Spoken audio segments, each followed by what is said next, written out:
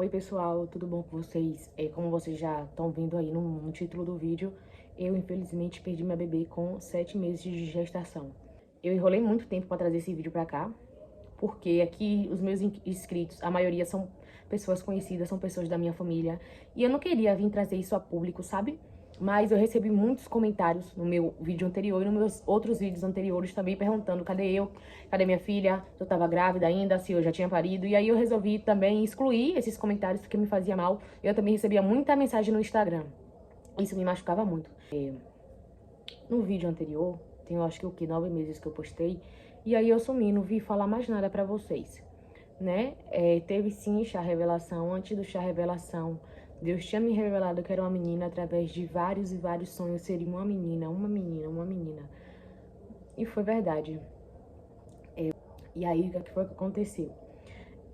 Com 19... Não. No dia, eu fiz o vídeo pra vocês anunciando minha gravidez. E no vídeo que eu mostro pra vocês, a gente tá com uma foto na praia. Nesse dia específico, a gente tava voltando pra roça. E aí, teve um acidente com o nosso carro. Mas a gente tava indo com o carro e veio um carro e bateu no nosso. Graças a Deus não aconteceu nada. Eu fiquei com muito medo de perder minha filha porque eu comecei a sentir umas pontadas na minha barriga e toda hora a vontade de fazer xixi. Mas graças a Deus não passou de um susto. Quando 19 semanas de gestação, meus pés começaram a inchar. Pouca coisa, mas já tava inchando. E eu comecei também a engordar muito, muito. Mas como eu como muito e como eu já tava comendo na gravidez, eu achei que foi isso. E aí, com 19 semanas de gestação, eu fiquei com uma virose que eu achei que era dengue. E aí o médico do posto disse que a minha emergência era a maternidade. A emergência de toda grávida é a maternidade, não é pra... E assim eu fiz. Cheguei lá na maternidade e disse que a minha bebê não tava mexendo. Eu não tava sentindo ela mexia muito. Eu comecei a sentir ela mexer com 13 semanas de gestação. E o médico simplesmente olhou pra mim e disse que eu não iria sentir minha filha mexer de jeito nenhum. Que as grávidas só sentem os filhos mexerem a partir de 37 semanas de gestação. Retardado. Olhei pra cara dele e falei, então isso que eu tô sentindo mexendo na minha barriga o tempo todo é verme? Ele chegou e se calou. Disse que não era dengue, que era pra eu ir pra casa. Eu disse que eu só iria pra casa se ele me desse um atestado. Ele não quis me dar e ele passou um exame de sangue pra saber se era dengue. Graças a Deus não foi dengue e ele me deu o atestado de um dia e eu fui pra casa. Quando a gente chegou em casa, no dia seguinte, não, na noite mesmo, senti ela mexer, graças a Deus. Deus é tão maravilhoso, senti ela mexer, fiquei aliviada. No dia seguinte, eu tinha pedido ao meu marido pra comprar um soro pra mim, eu acho, na farmácia. E eu queria ir, eu tava doente ainda, com febre. E ele disse que não era pra eu ir, e eu não fui. E aí ele indo, foi normal, mas quando ele voltou, que veio entrar pra entrada da minha casa, veio uma moto e bateu bem na parte que era pra eu estar no carro. E aí a porta entrou pra dentro, vidros quebrados, né? E se eu tivesse ali naquele momento, eu não sei o que teria acontecido comigo e com a minha filha. E o quanto a gente iria se culpar até hoje por isso. Por 22 semanas, eu acho, ou 23 semanas, os meus pés incharam muito. Vou deixar a foto pra vocês verem. E aí, só fazia inchar, você tinha umas dor de cabeça leve. Mas toda vez que eu ia pra consulta de pré-natal, eu nunca faltei nenhuma consulta. A minha pressão tava boa, tava sempre boa. E aí eu conversava com minha irmã e ela chegou a me dizer assim, é a pressão. Eu, leiga, achei que não desenvolvia pressão alta na gravidez, só desenvolvia diabetes gestacional. Da diabetes eu tava ciente, agora da pressão não. E aí, num domingo, eu e meu marido, a gente fez um churrasco aqui e a gente foi comer. De noite eu senti tanta dor de cabeça, tanta dor de cabeça. E aí ele foi pesquisar na internet e viu muitos relatos de mães que quase perderam os bebês por causa da pré-eclâmpsia. Eu falei, meu Deus do céu, será que eu tô com pré-eclâmpsia? Porque eu achei que isso só acontecia se você tivesse pressão alta. Já tivesse. Eu não sabia que desenvolvia. E aí ele falou pra mim, amor, será que tu tá com isso? Eu falei, não sei. Isso foi domingo. Segunda-feira, tava com dor de cabeça, as meninas do meu trabalho pediram pra eu ir pra medir a pressão, né? E aí, deu meio-dia, eu fui medir na farmácia. E lá a farmacêutica disse que minha pressão tava alta.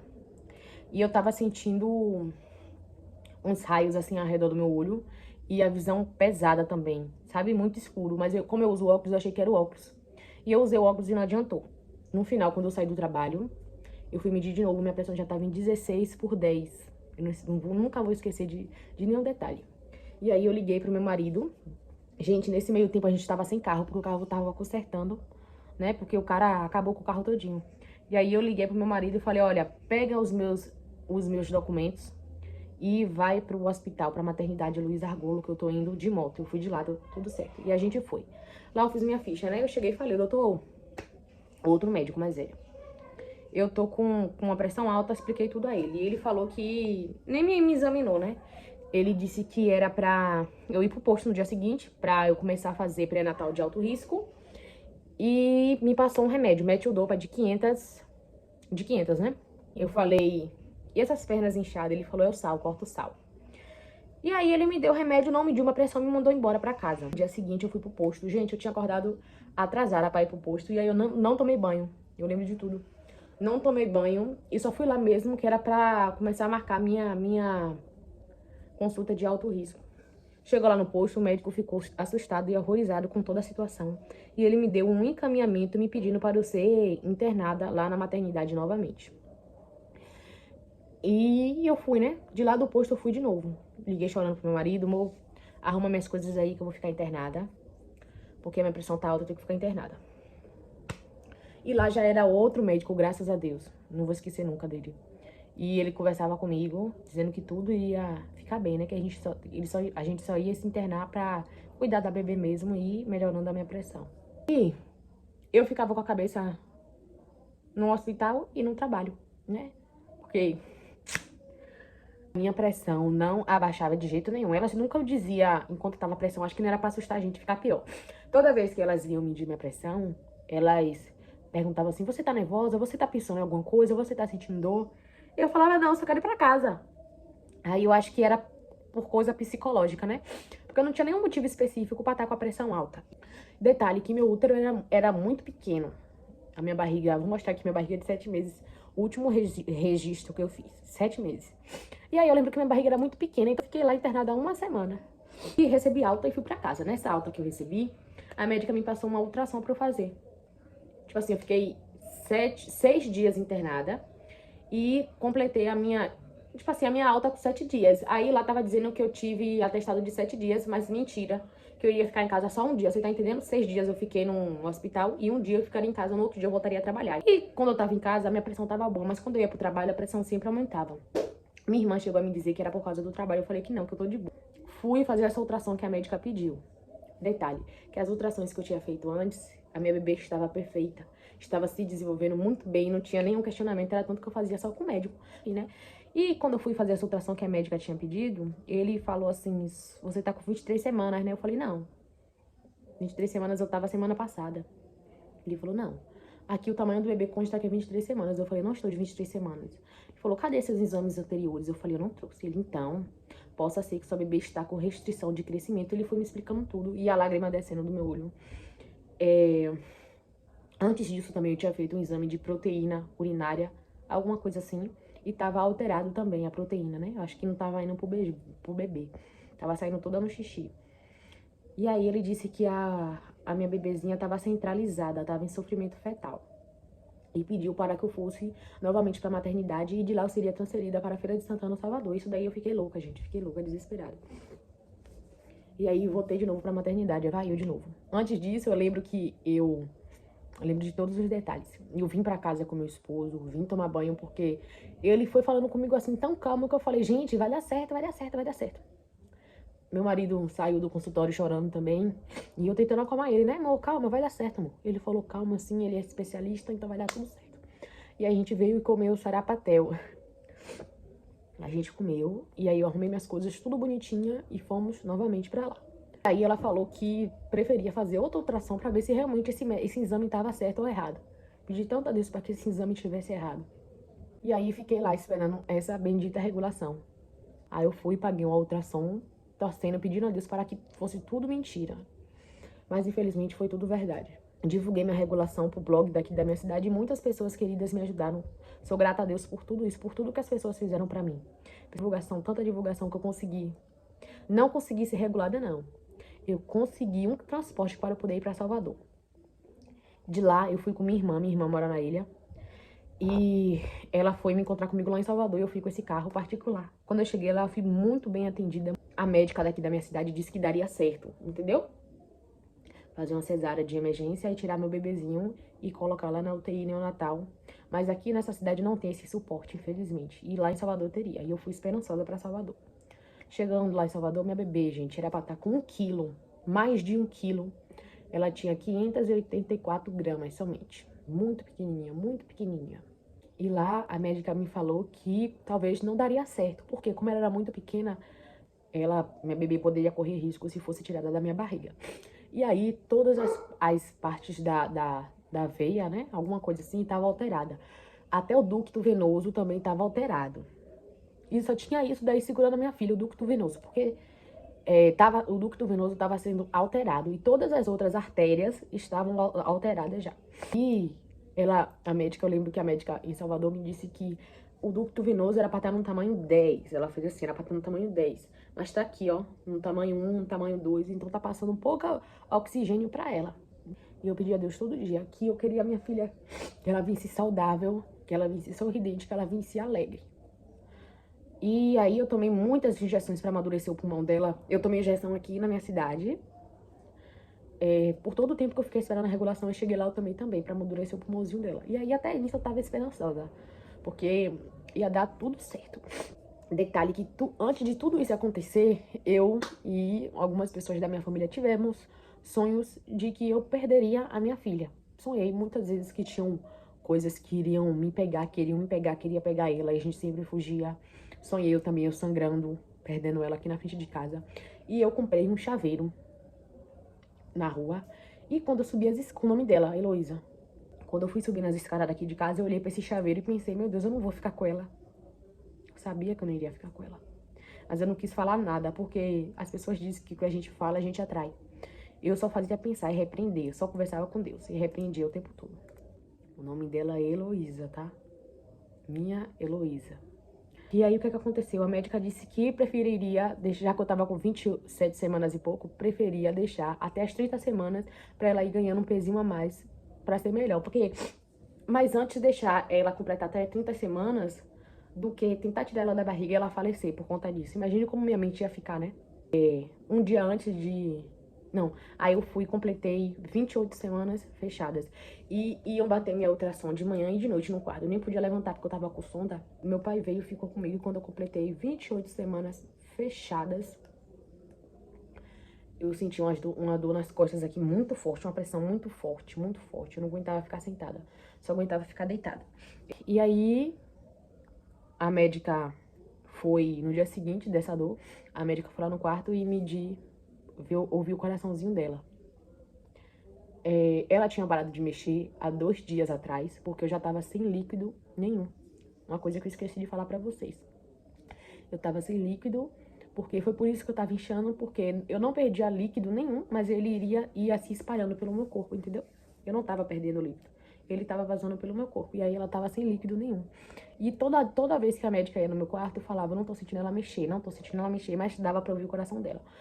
E quando ela mexia, às vezes, mexia bem pouquinho, mas doía tanto, tanto, sabe? Uma agonia que dava, uma agonia. Tipo que tava seco ali, sabe? E aí, 2 dias antes disso tudo acontecer, ela já tinha parado de mexer. E aí, quando a médica foi no meu quarto de manhã, ela foi bater lá o sonar e não tinha batimento. Mas eu tava tranquila ainda, porque era muito difícil ouvir o coração dela, entendeu? Uma hora tava cá, outra hora tava cá. Essa menina mexia muito. E aí ela falou, olha, vamos bater a ultrassom agora de manhã. Você vai ser a primeira. E aí a médica que batia a ultrassom, ela encostou assim e tirou e pegou o papel e leu. E eu orando pra Deus, oh Deus, faz a minha filha estar viva. E ela me perguntou, ela pegou o papel, leu e falou assim, por que você veio logo fazer essa ultrassom rápido assim? Aí eu falei, porque a médica não conseguiu ouvir o coraçãozinho dela. Aí ela falou, e cadê seu acompanhante? Eu falei, ele tá lá em cima. E aí eu já comecei a ver que tinha alguma coisa de errada, mas mesmo assim, eu achei que, tipo assim, ela tava viva, mas tinha alguma coisa de errado, você tá entendendo? Aí ela falou, mãe, infelizmente o coraçãozinho da sua filha parou de bater e ela entrou em óbito. Só conseguia chorar, sabe? Eu fiquei assim, paralisada e pensando assim, e agora, meu Deus? sério isso, Deus? Heloísa tá sem batimentos. Quer dizer, eu não consegui falar, mandei mensagem. Liguei pra ele ver e mandei mensagem. E aí ele saiu daqui. Fui sem roupa. Só fui com a roupa do corpo pra lá, pra Salvador. E aí meu pai desceu e ficou comigo. Gente, chorava tanto, tanto, tanto, tanto, tanto, tanto. Tanto, tanto, tanto. Que meu pai tem problema de coração. E ele me acalmou a força, né? A força, porque ele tava tremendo muito. E eu fiquei com medo de perder ele também. E aí eu fui me acalmando pra não ver acontecer nada com ele também. Eu fui levada pra outro quarto já, né? Graças a Deus, quando permaneci no mesmo quarto. Fui levada pra outro quarto e pra começar a indução. Perguntaram se eu queria conversar com o psicólogo. Eu falei que não queria conversar com ninguém. Isso já tinha acontecido. O psicólogo ia fazer mais o quê por mim? E ela veio e falou muito de Deus pra mim. Falou muito, muito, muito, muito de Deus pra mim. E a ficha não caía. Isso foi dia 22 de fevereiro de 2024. Começamos, né, o processo de indução. E começou o processo, eu perdi ela. Eu vi que eu tinha perdido ela 10 horas da manhã do dia 22 de fevereiro de 2024. E o processo da indução começou 5 horas da tarde do dia 22. E aí a gente virou o dia, e eu virei a noite sentindo dor. Toda vez que eu sentia dor, a minha pressão ela aumentava. Eu já tava com 9 centímetros de dilatação, porém ela tava... não dava pra sair. E quanto mais eu sentia dor, minha pressão aumentava. Eu pedi para que eles me dessem um remédio. Eu nem fazia ideia, gente, que dava remédio. E eles vieram, veio o médico e conversou comigo se eu aceitava tomar a dose menor da Hack, né? Que era pra parar de sentir tanta dor assim, pra minha pressão não subir tanto e acabar indo a óbito também. E a gente ficou lá. Eu lembro que quando ele saiu pra tomar café, de noite já, isso já era dia 23 do 2 de noite, o médico veio me examinar pra ver como foi que tava. Aí ela já tinha nascido, né, sem eu sentir, porque eu não sentia nada na minha perna. Então ela saiu e eu não senti. E ele perguntou se eu queria ver, eu disse que queria ver sim. Até porque nas ultrações ela nunca deixava eu ver o rosto dela. E eu peguei, ela era tão linda, tão pequenininha. Soube da notícia que ela partiu dia 22 de fevereiro, mas eu guardo a data 23 pra mim, porque foi o dia que eu vi o rosto dela. Então essa data 23 me marcou mais do que a data do dia 22. E ela era idêntica a Gea. A mesma coisa, isso era aqui do olho, o pé, que eu andava falando mal do pé dele. A mesma coisa. Se ela pra cá e foi enterrada, eu preferi não ir pro enterro, porque eu ia sofrer mais ainda, né? Ai, isso abalou toda a estrutura da minha família. Mudei bastante depois disso. Mudou totalmente a estrutura. Minha mãe, nosso relacionamento. Mas uma coisa que eu nunca deixei de buscar foi a Deus, porque eu sei que Deus tem um propósito muito grande na minha vida. E Deus já me falou isso. Eu sigo firme e forte no Senhor. É uma dor que não consigo explicar. Só quem sentiu sabe, né? A dor de perder um filho. Não importa se foi com 2 meses, se foi com 1 mês, 3 meses, 6 meses, 7 meses. A dor é grande, né? Não vamos fazer comparações. E é isso, gente. Esse foi aqui meu vídeo pra vocês. Vim dar uma explicação aqui, né? Porque eu tava fazendo não tava dando moral pra ninguém. Mas é isso daí. Espero que vocês tenham entendido.